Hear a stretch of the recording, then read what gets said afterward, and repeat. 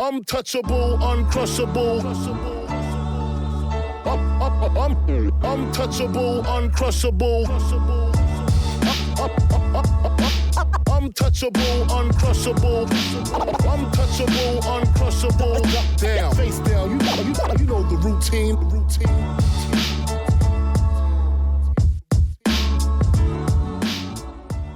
Hi, I'm Satie Gossett. Welcome to another episode of Pan and Zoom, the show where filmmakers talk about filmmaking. Today we have a special guest, Deep Roy, writer, producer, stuntman, and he's definitely someone that you've seen somewhere before and some places you haven't. Deep, welcome to the show. How are you doing, man? I'm doing great. Thank you for having me. Here at Pan and Zoom, we like to talk to creatives about how they got their start. What was their aha moment? Mm-hmm. For you, what was yours? When did you get your start? I started in this business in 70s. Okay. Which is just like yesterday. Mm-hmm. And my dad wanted me to be an accountant. So I was studying accountancy because my dad wanted me to be an accountant to take care of the business in Africa. By the way, I was born in Nairobi, Kenya. My parents were from India. So I grew up the whole 4'4" in Africa. And I moved to London for further education for accountancy. That's the reason he sent me to London. So I did that for 2 years. In accountancy, what happens, if you fail in one, you got to take the lot. I kept failing in taxation. If you pass taxation, I failed in company law. So I did that for 2 years. I was into my final year. I passed a couple of years. I was into my third year. I said to myself, do I really want to sit behind that desk and do 9 to 5? By the way, 9 to 5 was a good movie too.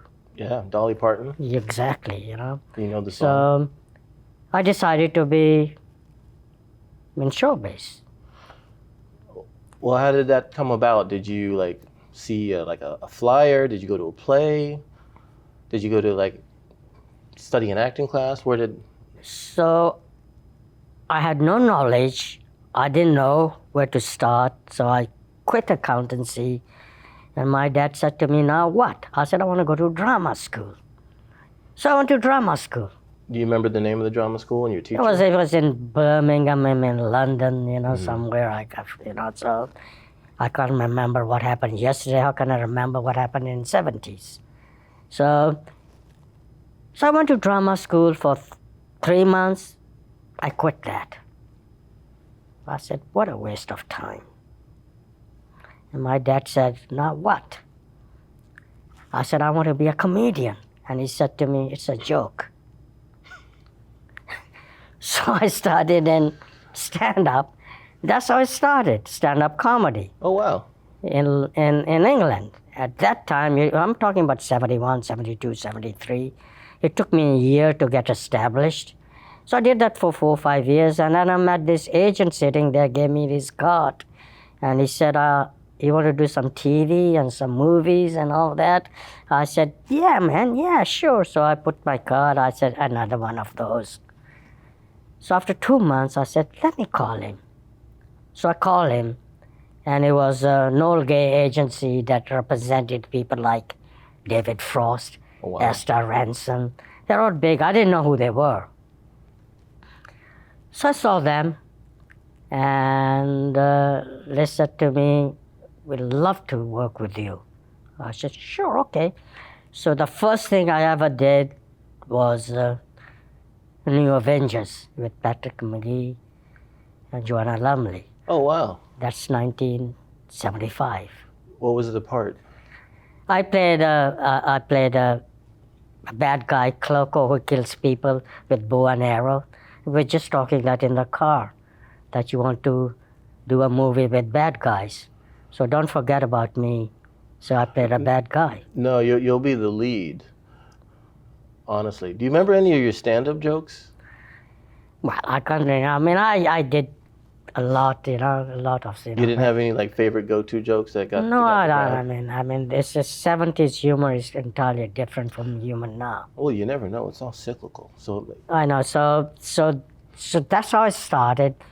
Did New Avengers. Then I did a movie with Peter Sellers in '76. Pink Panther Strikes Again. oh wow. So that's how it started, and then started working with Frank Oz and Jim Henson. Did Doctor Who one season. Started doing television and movies and commercials. That's how it all started. Now talk about that relationship with Frank Oz and Jim Henson, because you played a role, a very singular role in a very popular franchise, even though it says you're uncredited. You know who I'm talking about, right? Yoda. Yes, I did, but they did give me the credit. They did give you the credit. Yes, they did. Okay. But they didn't, they did Walking Yoda, which I did the Walking Yoda. Mm-hmm. Can you talk about that experience? Exactly. That was, they were looking for someone, and they said to me, "How tall are you?" I said, "How tall do you want me to be?" I could be 4'4", I could be 6'5". In my mind, I always think I'm 6'5". I say the same thing too. It's fantastic.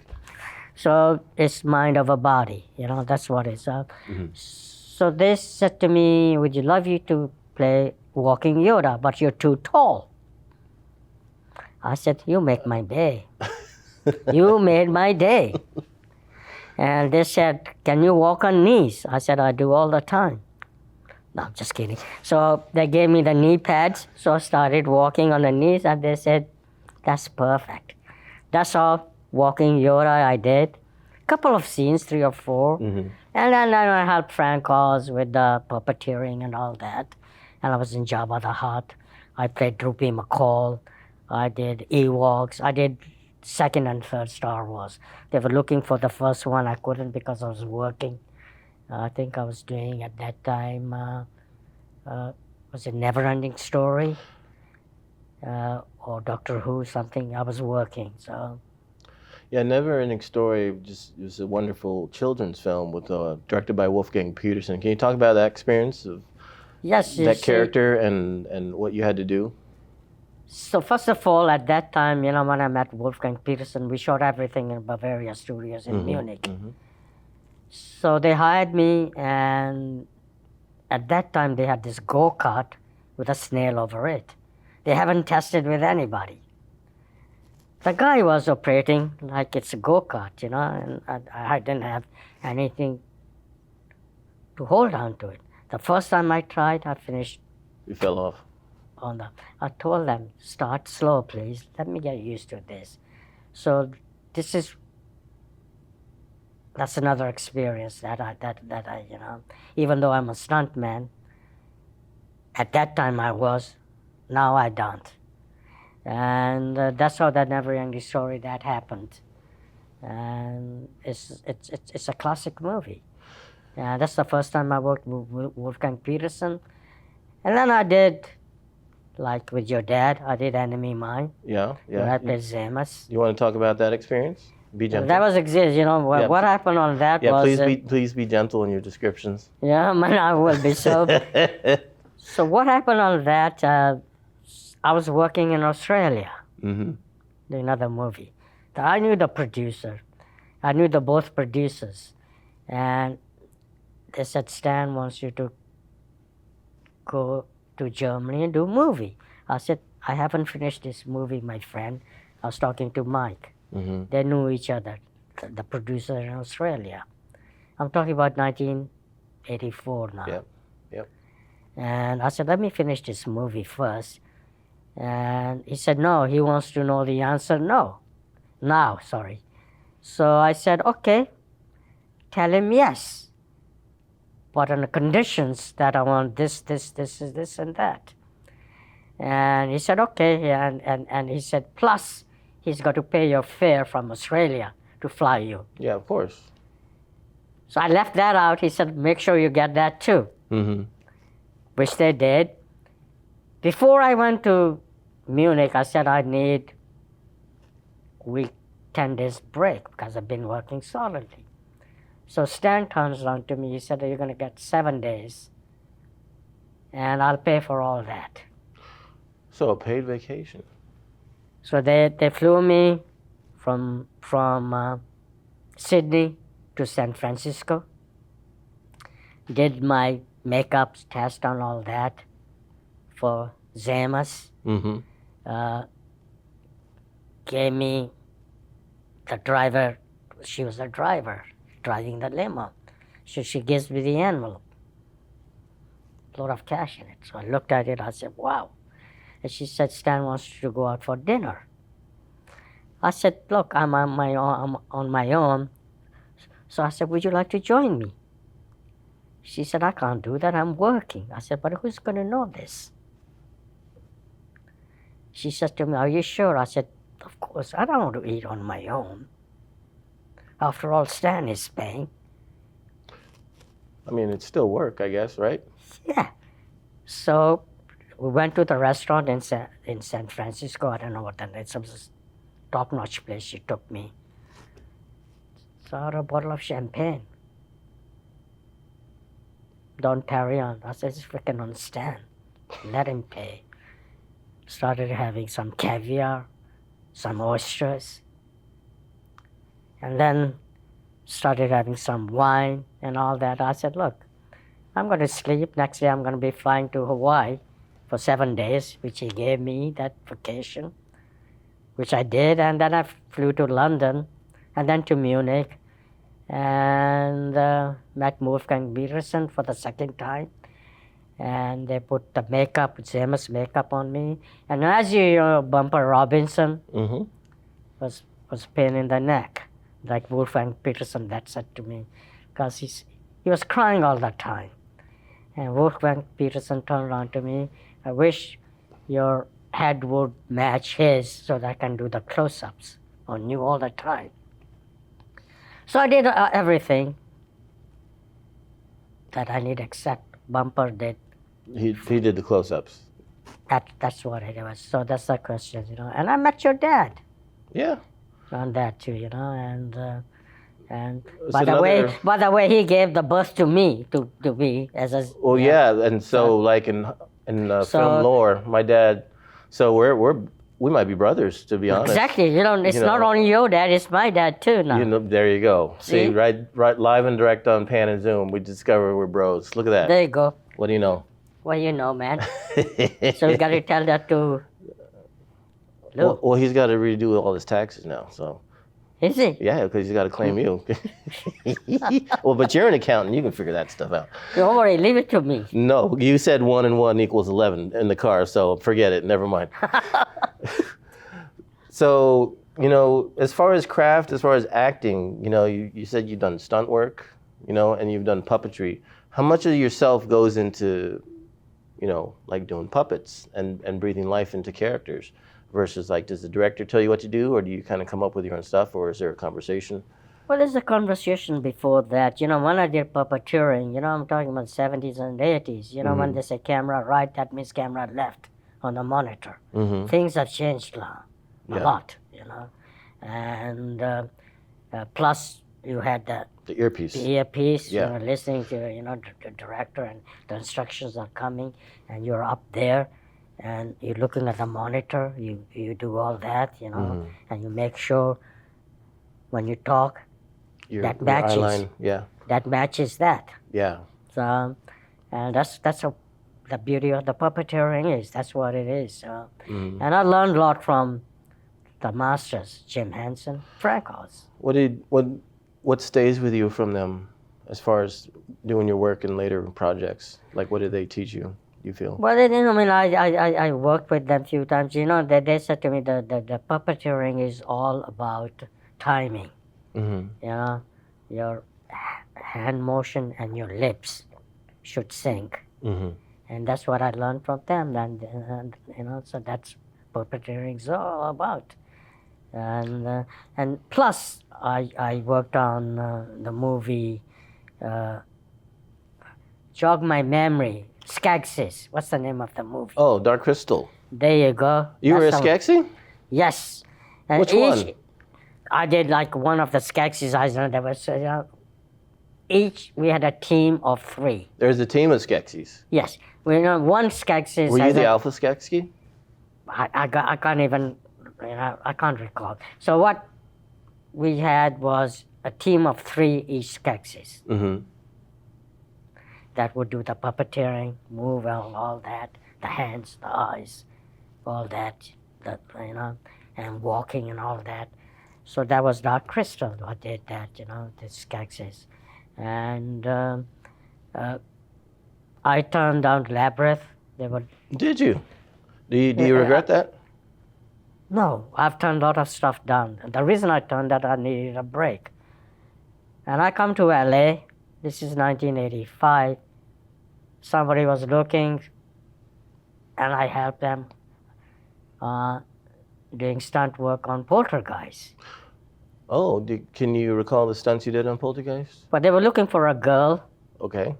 and they said I met Brian, who was the director. I worked with him before in London. Mm-hmm. So he said the stunt coordinator takes to me the director. So I met the director, and he goes, "Deep, what are you doing here?" It's Brian. I said, "Oh my God, Brian, it's a small world." And he said, "I know." And I said, "I come to help you." He said, "Glad you have. We've been searching. He said, "You're a bit dark, but we'll lighten you up." Which they did, because I stunt double the girl. The blonde girl. Yes. And they put the blonde wig on me. See? Wait, was it 2? A part 2 or 1? Part 2. Oh, the one with the creepy old man. There you go. Wow. You know your stuff. Yeah, I do. I have a lot of useless information in my head here on Pan and Zoom. Yeah. Useful. Yes. That too. So that's how that happened. I turned, they didn't like when I turned Labyrinth down. I worked on Poltergeist 2. Okay. And after that, things started happening in LA. From stunt work, I did a lot of movies, quite a lot, And then I turned down a movie that shot in New Zealand. What's the name of the movie? Well, the biggest one was Lord of the Rings. There you go. See, my memory, I turned Lord of the Rings. There's not that many movies to shoot in. I met New Peter Zealand. Jackson, Okay. and they wanted me to do Lord of the Rings. Who they want you to play? I don't know, doubling or all that. They had a character to play as well. So I said, "Is it going to be a SAG deal?" They said, "No." I said, "No, thank you." My agent was mad at me. He said, "How can you turn that cut of money down?" I said, "It's not about money. I'd be spending 18 months there." Because they shot all 3 back to back, if I remember right. I said, they said 18 months, it could be 2-3 years. Now I'm talking about 2000, 2001. Mm-hmm. I'm glad I did that. Otherwise, I wouldn't have met Tim Burton. Right. Talk about that relationship. Well, not only that, I always wanted to work with Ron Howard. Okay. I did The Grinch Who Stole Christmas. Mhm. That was done in 2001. With Jim Carrey? With Jim Carrey. Yes. I wanted to work with him. How was that working with Jim Carrey? Was great, but Jim had his own, he was a pretty, you know what they call, I don't want to say any words. I don't want to say anything bad about anyone. Well, it's kind of too late. It's like... I know it's too late, but then again, I know. So it was great to work. It was great to work with them, and that was The Grinch Who Stole Christmas. And then Rick called me, Rick Baker. Yes, the great Rick Baker, the makeup The great artist. Rick Baker. Yeah. He said, "I want you to meet someone." I said, "Who?" He said, "You come here." Mm-hmm. So I went, and I met Tim. Okay. And Tim said, "I don't want to work with kids." And Rick said, "This is your answer. He will do," because I worked with him on Apes before, which I did Hugh Hudson movie called Greystoke. That's right, Greystoke with Chris Lambert and Ian Holmes. That's right, you're one of the gorillas. Yes. That's right. It's one of, yes, he did that, Jim. And Rick was looking for me also on Gorillas in the Mist. Mm-hmm. I couldn't do that. He got mad at me. I said, dude, I'm busy. You're in demand. There's only one deep, and he's right here. Thank you. And I met Tim, and I got into Planet of the Apes. Mm-hmm. So while we're doing Planet of the Apes, the shooting schedule got mixed. I told them I'm doing X-Files as well. Mm-hmm. And they said, no problem, don't worry about that. That's a day, night shoot, it doesn't matter. So I was doing Planet of the Apes, so they wanted me to do night work on X-Files. Mm-hmm. So the schedules got mixed up. There's conflicting schedules, yeah. Yes, so Richard Zanuck, God bless Richard Zanuck, comes to me, he said, Deep, what are we going to do now? I turned on to him and I said, no worries, I'll do both. I said, I'll work at nighttime, I'll come and do Planet of the Apes during daytime. I never slept for 4 days. I took no dose. They provided me with everything they did. And while I was doing Planet of the Apes, there was a scene. I was sleeping in the bed.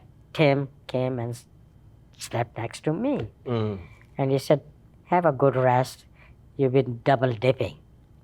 You were double dipping. And I said to him, and that's what first time he said to me, I said, hey, trying to help you guys out. He said, no, I'm just joking.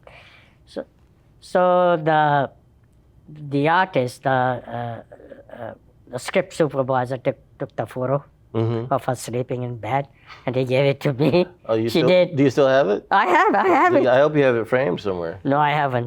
You need to frame that thing. No, that's Tim. That's a piece of history. So when we did that, that was the first time I worked with Tim.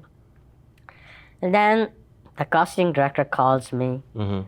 She says, Tim wants you to be in... Charlie and Chocolate Factory? No? What's another movie? I keep forgetting the name of the movies I've done. Well, you've done so many. I think you've done over 100 at least that we know of. You know TV the shows. kind, I mean. What's the name of the movie I did, which before Charlie that Tim did? Oh, Jog my memory, Was dude. it Big Fish? There you go. See, you know all the movies. So I did research. Yeah, I know. I did. So the casting director calls. He said, Tim wants you to do Big Fish. Mm-hmm. I said, okay. So she said, he's asking, are you interested? I said, of course I'm interested. So he said, but you got to fly to Montgomery in Alabama. I said, okay, I'll fly. Mm-hmm. So they flew me to Montgomery, Alabama. So I see Tim again. He said, thank you for coming, and I've changed my mind. I said, oh, okay. So I'm going back to LA. He said, no. He said, I've extended your part. Okay. They wrote it bigger for you. Yes. And I said, he said, you're going to be throughout the movie. He said, are you happy about that? I said, of course I am, And then he turns around to me. He said, you're not playing the clown. You're actually a lawyer. So I don't need to be clowning around. You're a lawyer trying to help. Danny DeVito is your boss. Oh, wow. So it's a circus movie. You're his lawyer. But you're not a clown. So don't clown around. What do you like about working with Tim Burton? Because he's such a, I don't want to call him eccentric, but he's just a very singular director in his vision and his films. Tim is an artist. He's an actress-director. Yes. All the time, he doesn't do that many takes. Mm-hmm. He does 3 or 4 different takes, and he says, I got it. You got to do something different. Mm-hmm. That's about Tim. That's Tim. Tim is very unique. He's got a vision. He knows what he wants. He doesn't do that many takes. Mm-hmm. Yeah. Because you've done 3 films with him? I've done 4. 4, okay. Yeah. I've done 3. I did animation, Corpse Bride. I come to that, I mean, when I just finished Big Fish, I come back to LA, and people started calling me. Said, Tim wants you to do Charlie in a Chocolate Factory. Especially the costume designer. She calls me, and even his editor calls me. His first AD calls me. So I turned around to him. I said, why doesn't Tim call me? And he said, he's scared in case you say no to him. Really? Wow. And I was going, oh my God. So, and I met him in Santa Monica. He just finished Big Fish. He's just finished editing. He was flying back to London. And I'm talking about 2003 now. That's around about May.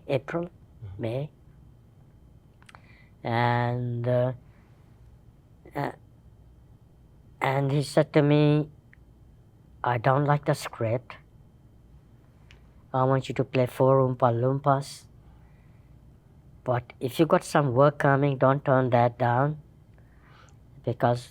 How many Oompa-Loompas did it end up being? Well, I'll come back. Like 50? We're getting close to the end. This goes by real quick. I played 165 individual Oompa-Loompas. Wow. Individually.